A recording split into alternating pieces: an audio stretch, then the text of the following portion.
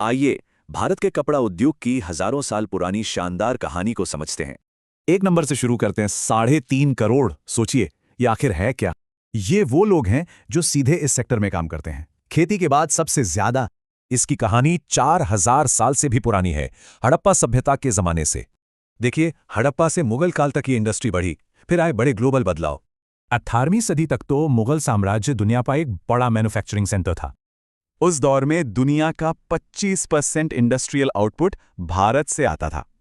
कमाल है, अकेले बंगाल का हिस्सा ग्लोबल टेक्सटाइल ट्रेड में 25% था। सोचिए कितनी बड़ी बात है। कार्ल मार्क्स ने भी कहा था, हाथकरघा और चरखा ही उस समाज की बुनियाद थे। लेकिन फिर ब्रिटिश ईस्ट इंडिया कंपनी आई और हालात पूरी तरह से बदल गए।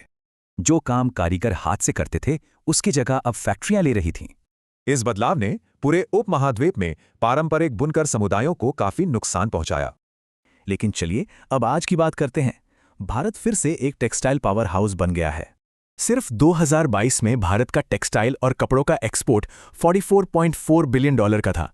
आज भारत दुनिया का दूसरा सबसे बड़ा फाइबर प्रोड्यूसर है, खासकर 3 कैटेगरी में। सबसे पहले बात करते हैं कॉटन की, जिससे ये सारी कहानी शुरू हुई थी। आज भारत कॉटन का दुनिया में नंबर 1 प्रोड्यूसर है, सबसे ज्यादा खेती यहीं होती है। फिर आता है जूट, इसे गोल्डन फाइबर भी कहते हैं, इसके रंग और वैल्यू के वजह से। और हाँ, कच्चे जूट और जूट से बने सामान के प्रोडक्शन में भी भारत नंबर 1 है।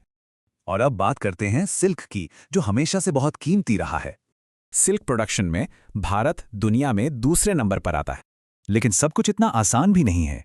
इस इंडस्ट्री के सामने कई चुनौतियां भी हैं, जैसे कड़ा इंटरनेशनल कंपटीशन, सिंथेटिक फैब्रिक्स का बढ़ना और प्रोडक्ट डाइवर्सिफिकेशन की जरूरत। इसीलिए नेशनल जूट पॉलिसी जैसी नीतियां क्वालिटी और प्रोडक्टिविटी बढ़ाने पर फोकस कर रही हैं। तो अब सवाल यह है कि बदलते ग्लोबल ट्रेंड्स के बीच ये इंडस्ट्री अपना भविष्य कैसे लिखेगी।